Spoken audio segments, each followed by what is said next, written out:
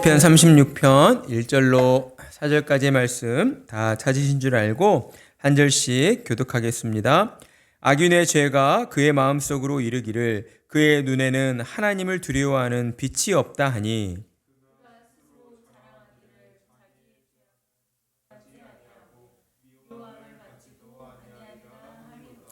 그의 입에서 나오는 말은 죄악과 속임이라. 그는 지혜와 선행을 그쳤도다. 그는 그의 침상에서 죄악을 꾀하며 스스로 악한 길에 서고 악을 거절하지 아니하는도다. 아멘. 오늘 우리는 하나님을 두려워하지 않는 세상이라는 제목으로 말씀의 은혜를 나누도록 하겠습니다. 여러분은 혹시 아무 이유 없이 악의적으로 여러분을 괴롭히는 일들을 경험해 보신 적이 있습니까? 만약 지금껏 살아오면서 여러분의 삶에 그런 일이 한 번도 없었다라고 한다면 여러분은 여러분의 삶을 지켜주신 하나님의 은혜에 감사드려야 할 것입니다. 왜냐하면 우리가 세상을 둘러보면 아무런 이유 없이 악의적으로 사람들을 괴롭히고 누명을 씌우고 거짓말을 쳐서 또 사기를 치고 전 재산을 빼앗아 망하게 만드는 이런 너무나도 악한 일들이 우리 주변에서 많이 벌어지고 있기 때문이다라고 하는 것입니다. 그러나 사실 이러한 일들은 새삼스러운 일이 아니며 또 어제 오늘의 일도 아닐 것입니다.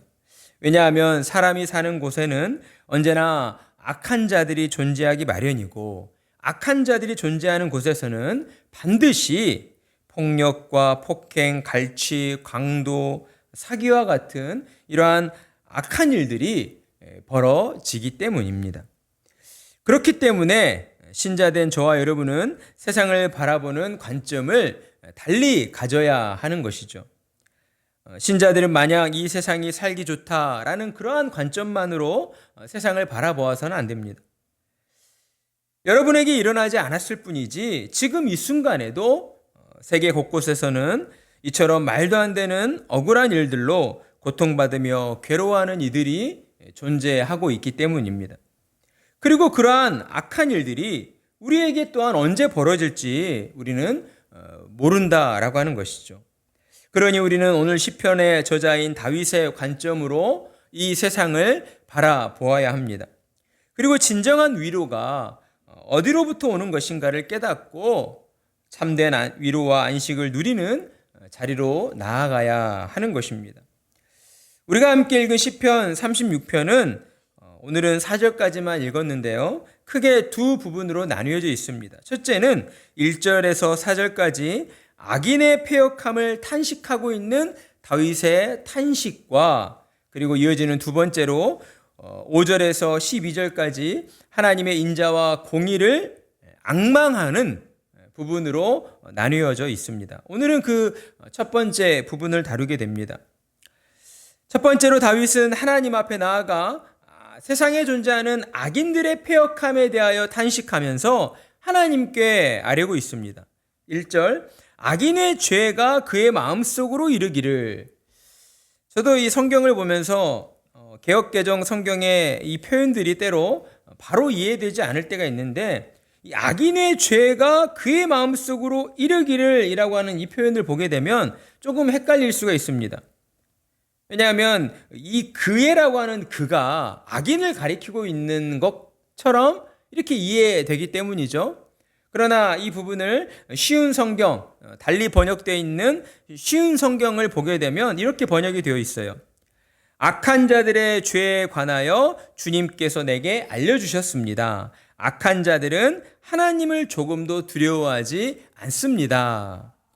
그러니까 여기서 악인의 죄가 그의 마음속에서 그라고 하는 것은 악인이 아니고 누구를 가리키고 있어요? 다윗을 가리키고 있다는 것을 우리가 알 수가 있는 것이죠. 그러니까 다윗이 악을 행하는 악한 자들을 유심히 살펴보면서 그들이 왜 악한 짓을 벌이는지 그 이유를 생각해 보았는데 그 가운데에 성령 하나님이 주신 깨달음은 그들이 하나님을 조금도 두려워하지 않기 때문이었다라고 하는 사실이었습니다.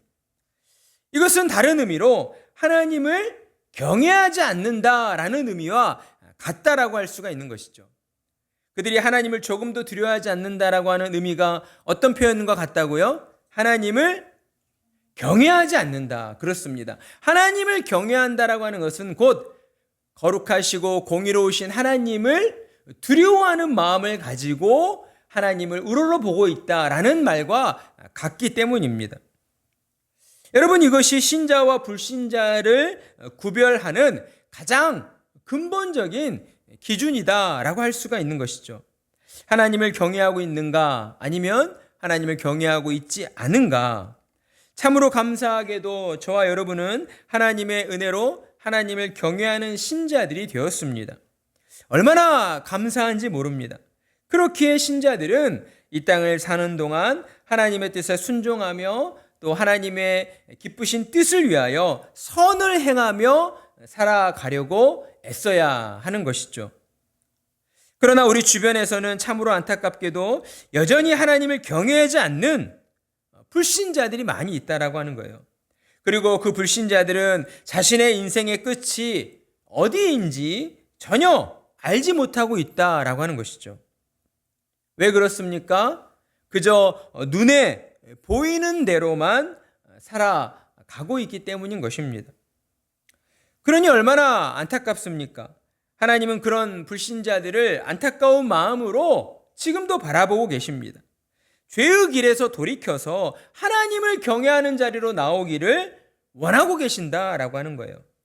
그러니 하나님의 은혜로 신자가 된 우리는 불신자들에게 찾아가야 하고 그들에게 예수 그리스도의 복음을 전해야 하는 것입니다. 하나님을 경외하는 자로 거듭나도록 그들을 위해 기도해야 하고 복음을 듣는 자리로 그들을 이끌어 와야 한다라고 하는 것이죠. 하나님을 경외하지 않는 인생, 곧 하나님을 두려워하지 않는 인생의 그 끝은 결코 좋은 결말일 수가 없기 때문입니다. 우리 주변에도 이렇듯 하나님을 알지 못하고 방황하는 수많은 이들이 있습니다. 여러분의 친구들일 수도 있고요. 여러분의 이웃들일 수도 있습니다. 여러분, 그들을 그냥 외면한 채 모른 척하고 그렇게 지나쳐서는 안 된다라고 하는 것이죠. 기회가 되는 대로, 환경이 되는 대로 어떻게 해서든 여러분의 친구들에게 복음을 전하고 그들의 영혼이 하나님을 경외하는 자로 변화되어지도록, 그래서 나와 같은 은혜를 누리면서 비록 연약한 육신을 입고 살고 있지만 우리는 육신의 죽음으로 끝나는 인생들이 아니라 하나님께서 약속하여 주신 영원한 하나님 나라에서의 영생의 삶이 있다는 그 소망을 가지고 살아가도록 그들에게 찾아가야 하고 또 그들에게 예수 그리스도의 복음을 전해야 한다라고 하는 것입니다. 그러기 위해서 첫 번째 무엇을 시작해야 할까요? 먼저 우리의 마음이 준비되어야 하겠죠. 우리의 마음을 준비하기 위해서는 하나님 앞에 나와 기도해야 합니다. 그들의 영혼을 불쌍히 여기게 하여 주시옵소서. 하나님의 그 긍휼함의 마음이 저에게도 임하게 하여 주시옵소서. 그저 나 자신의 육신의 만족과 즐거움만을 위하여 그렇게 바쁘게 살아가는 것이 아니라 내 주변의 친구들, 이웃들을 바라보면서 그들의 영혼도 나와 같이 하나님의 은혜로 거듭나져서 구원을 얻는 자가 되도록 하나님 그들의 영혼을 위하여 기도할 수 있는 그런 마음을 제게 주십시오라고 먼저 주님 앞에 나와 기도해야 하는 것입니다. 기도할 때에 성령께서 우리의 마음을 헤아려 주시고 우리의 마음을 만져주시는 거예요. 은혜를 주시는 거예요. 이러한 일들이 저와 여러분의 삶에 더 많아지기를 주님의 이름으로 축복합니다. 다윗은 또한 악인들이 반복해서 악을 행하는 이유가 먼저는 그들이 하나님을 조금도 두려워하지 않기 때문이다라고 이야기를 했습니다. 그러나 여러분, 그렇다 하여서 이것이 악인들이 양심이 어떤 전혀 없는, 양심이라는 것이 없는 그런 동물이나 로봇과 같다라고 하는 것을 말하는 것은 아닙니다. 그들에게도 양심이라는 것이 있습니다. 그러나 그들의 양심이라고 하는 것은 우리와 달리, 신자들과 달리 반대적으로 작동을 한다는 거예요. 악을 행하고서도 자기의 양심을 향해 괜찮아, 괜찮아 라고 스스로를 다독이며 아첨한다라고 하는 것이죠. 2절의 말씀이 그것을 드러내주고 있습니다. 그가 스스로 자랑하기를 자기의 죄악은 드러나지 아니하고 미워함을 받지도 아니하리로다 함이로다. 아멘. 여러분, 이 말씀을 통해 우리가 무엇을 알 수가 있습니까? 악인들도 자신이 행하는 그 행위가 죄악된 행위라는 사실을 알고 있지 않습니까? 그들이 알고 있다는 사실을 우리가 깨닫게 되는 것이죠. 악인들도 자기의 내면으로는 내가 행하는 지금 이 행위가 악한 짓이다라고 하는 사실을 알고 있습니다. 그러나 자신의 악행으로 인하여 스스로를 자책하거나 반성하지는 않는다는 것이죠. 도리어 자기의 양심을 향해서 괜찮아, 아무도 모를 거야, 모든 것이 괜찮을 거야 라고 말하면서 스스로를 속이려 한다라고 하는 것입니다. 여러분, 이것이 하나님을 경외하지 않는 불신자들의 그 본질이요 연약함입니다. 죄를 지었어도 들키지만 않으면 된다라고 하는 식의 생각을 가지고 있다라고 하는 거예요. 사실 저와 여러분도 하나님을 만나기 전, 하나님의 은혜로 거듭나기 전에는 이런 마음들을 품고 살았습니다. 그냥 속으로 어떤 죄를 지었어도 아무도 모르잖아. 뭐 반성하고 돌이키고 회개할 필요가 뭐가 있어? 필요성을 전혀 못 느꼈었어요. 그런데 하나님의 은혜가 우리 안에 임하게 되자 어때요? 우리의 마음으로부터 지은 그 죄에 대해서도 우리가 불편한 것이죠. 그러나 여러분, 세상에는 비밀이 존재할 수 없습니다. 그리고 하나님 앞에서 비밀이라고 하는 것은 있을 수 없다라고 하는 거예요. 하나님은 사람의 마음 깊은 곳을 훤히 다 들여다보시며 세상의 모든 것들을 다 아시는 분이기 때문입니다. 당연히 세상을 창조하시고 사람을 지으신 설계자이신데 모를 리가 있겠습니까? 그렇기에 하나님 앞에서 감추거나 숨길 수 있는 것은 아무것도 없다라는 것입니다. 한마디로 사람의 마음이라고 하는 것은 하나님 앞에서 훤히 그 속에 들여다 보이는 투명한 유리와 같다라고 하는 것입니다. 하나님을 경외하는 신자들은 바로 이러한 사실을 깨달은 사람들이에요. 그래서 언제 어디서나 어디를 가든지 하나님께서 내 앞에 계시며 나를 지켜보신다라고 하는 그런 코람데오의 신앙을 가지고 살아가는 것입니다. 하나님의 말씀에 순종하면서 살기 위해 애쓰고 노력하는 것이 바로 신자된 자들의 삶이다라고 하는 것이죠. 설령 실수로 죄를 지었다 할지라도 그것이 그렇게 오래 가지 않습니다. 이내 돌이켜서 하나님 앞에 나와 회개하게 되기 때문이에요. 하나님 앞에서 계속해서 죄를 감추고 있을 수가 없기 때문이라는 거예요.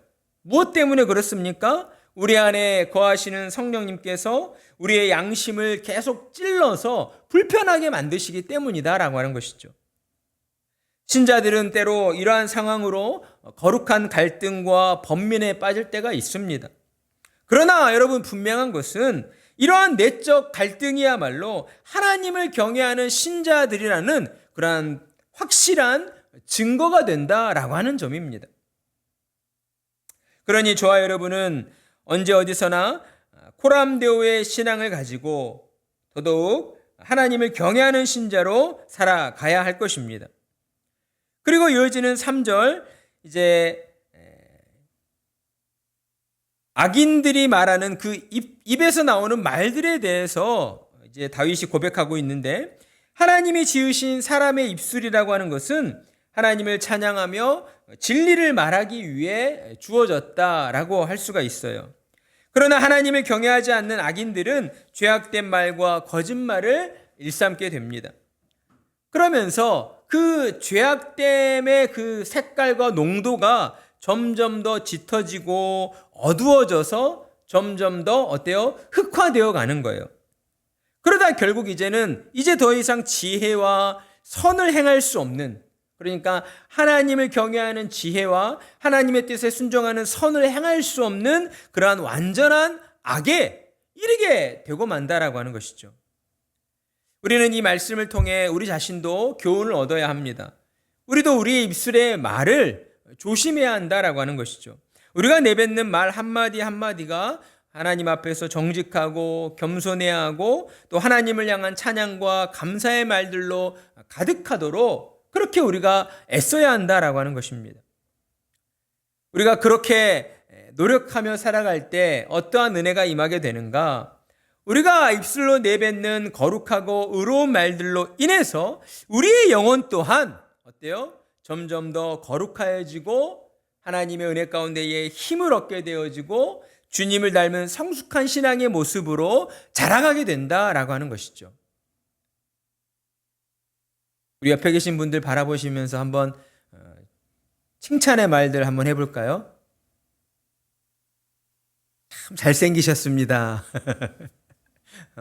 서로를 향하여 칭찬의 말, 긍정의 말, 그리고 좋은 말들을 더 많이 해줄 때에 우리가 내뱉는 그러한 말들로 인해서 도리어 누가 가장 큰 혜택을 누리게 되는가? 그러한 말을 내뱉는 본인이 가장 큰 하나님의 은혜를 누리면서 혜택을 받게 된다라고 하는 점입니다. 그러니 우리는 입술의 말에 있어서 항상 조심해야 하고 늘 우리가 내뱉는 말로 인하여 다른 사람이 상처를 받지는 않을까, 이러한 부분들을 또 생각하는 그러한 성숙한 신자들이 되어야 하겠습니다.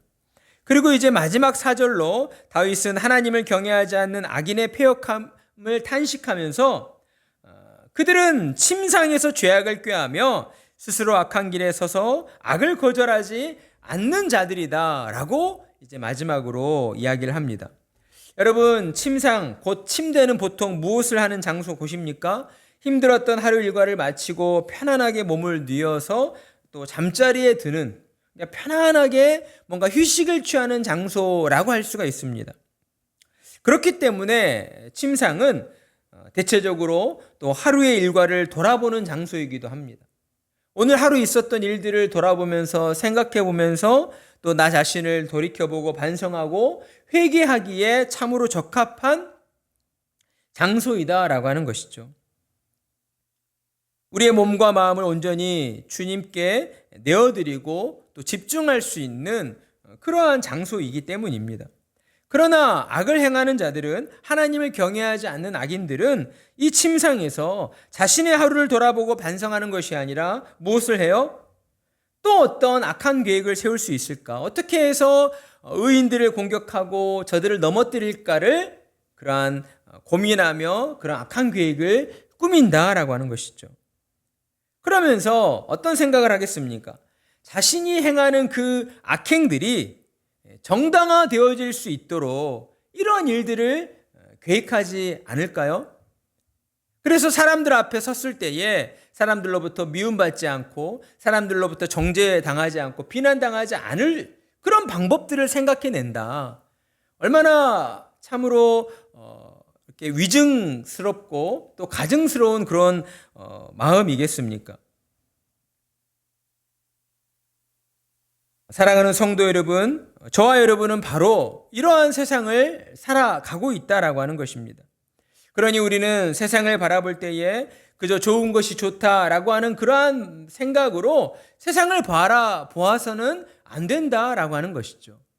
다윗이 우리에게 가르쳐 주고 있는 이 교훈을 우리의 마음에 품고 또한 우리가 살아가는 이 세상 가운데에는 하나님을 경외하지 않는 불신자들, 더 나아가 악을 일삼는 악인들이 정말 우리 주변에 많이 있다는 사실을 우리는 깨닫고 살아가야 할 것입니다.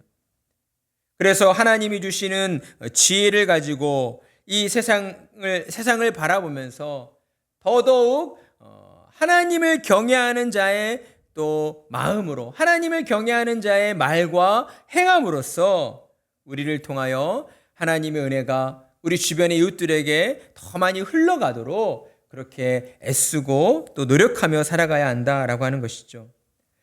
우리 주변에 있는 악을 행하는 자들에게도 분명 하나님의 은혜가 임하여 져야 할 것입니다. 분명 하나님이 그것을 원하고 계실 것입니다. 그러니 우리는 하나님 앞에 나와 기도하며 우리의 마음이 더욱 믿음으로 굳건해지도록 은혜를 주시라고 간구하면서 우리에게 주시는 그 은혜를 가지고 우리 주변에 있는 모든 이웃들, 또 이 악한 세상 가운데에서 고통받고 또 어려워하는 이들에게 찾아가서 그들의 영혼을 위로해 주면서 그들에게 예수 그리스도의 복음을 전하는 그러한 하나님의 일꾼들로 나아가야 하겠습니다. 그러한 은혜가 저와 여러분의 모든 삶에 가득하기를 주님의 이름으로 축복합니다.